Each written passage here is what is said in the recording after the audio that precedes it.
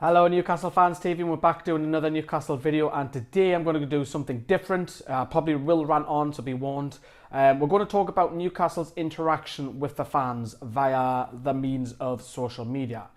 Now, when I was a child, and it's going back a few years, mind, when I was a child in the mid-90s, a really young child, the only way of access that I had to my heroes was a VCR, which if people don't know what that is, that was a video cassette recorder. So it was like a CD but made square and goes into a machine.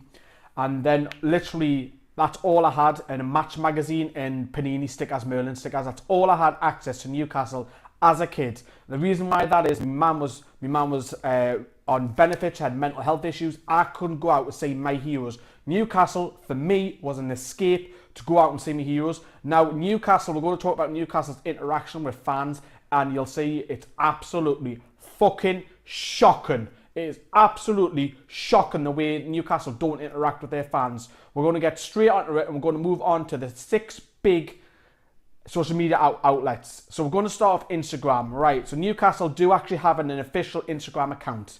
Their last post was the 31st of October last year. Halloween last year, when we drew with 0-0 with Stoke at home.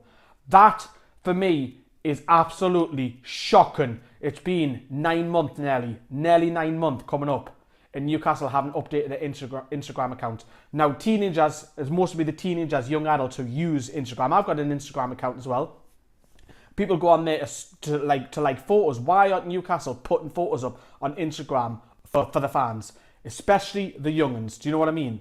It's absolutely shocking, man. Next one we're going to move on to is Snapchat. Do Newcastle actually have a Snapchat? I can't find it. Can you find it? Now again, younger generation, people who are probably under 35 downwards are probably using Snapchat. They've got no interaction with fans. Footballers are starting to come out now, like the likes of Paul Dummett and Rolando Aarons and Rebbe Cabela all have Snapchats with Newcastle. But the club itself are just so way behind, man. Way behind in terms. We'll come on to other clubs in a minute. Let's move on because they haven't even got a Snapchat account. Twitter. Now the last post was the 6th of June, so it's the 19th today. So nearly 2 weeks out of date. They haven't updated their Twitter feed at all. Yes, it's the off season. We know that there's no games around, but even during the season, man, they only tweeted just before, like a mini preview and a review afterwards, like say what Benitez said or something from nufc.co.uk. Absolutely shocking. However, to give credit, they do a running commentary on the under-21s and the Newcastle official, 11-a-side. So they reply occasionally. They've only just started replying as well, just mind you, and that was probably led for the season ticket sales. It was good promotion, good publicity for Newcastle to retweet fans and so on. Fucking, it's just shocking, man. It's shocking. They need more input on Twitter as well. It's another one they need a lot more input. I think Twitter is better than what they've got for other social medias, but do you know what it is? Newcastle need to hire a media guy and just, do you know what it is? His daily job is just to do this. Even if it's a 9 to 5 job, he just runs through these six media outlets and just posts stuff. Give young fans, youngsters, 7, 8-year-olds fucking access to the club, man. It's fucking shite, man. It's absolute dog's bollocks. If I was fucking 7 or 8 back then and I've got all this access, I'll be craving it. I'll be absolutely fucking craving this access. It's fucking shite from the club. It's fucking shite and I'm getting wound up with it. I fucking really am. It's the kids that suffer. I mean, I'm quite happy the way I am searching for Newcastle. And now my outlets, I've got money. I've got a season ticket. I can go. That's easy for me. But for kids, man, undeprived kids, poor kids, people, their parents on benefits, man, it's fucking wrong. They need to sort the fucking act out. They fucking really do. It pisses me off. It really does. Right, we're going to move on to Facebook now then. So this is where they're most active on Facebook. They're averagely posting about 3 posts per day on their official page. The last update was the 16th of June, so they're already 3 days out of date, unless they put one out today by the time this video goes out, because it's the 19th today, but this video will be out on the 20th.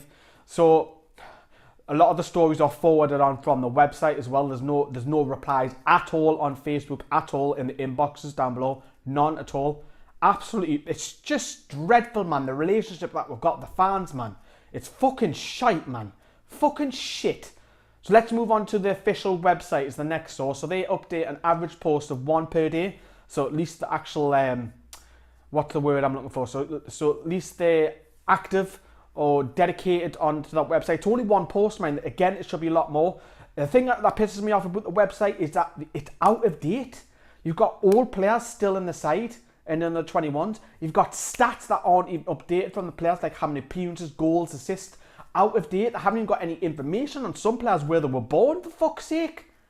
It's just shite, man. It's fucking shite, man.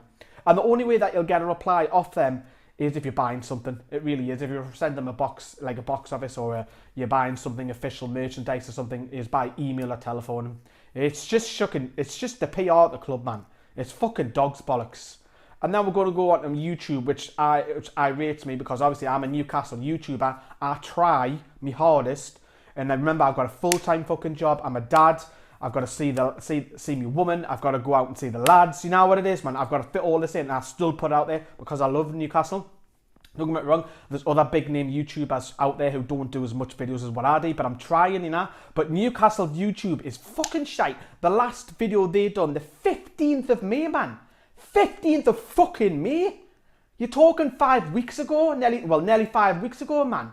And the last video, and the videos aren't even long now. It's like a minute and a half of Benitez and Pops and the player talking. That's it. That's all you get. It's fucking shite, man. If we're looking across now to the other YouTube accounts, if you look at Man City or Arsenal, you look what they're doing with their actual fucking fans. They actually interact with the fans. They reply to fucking fans in the comments box as well, man.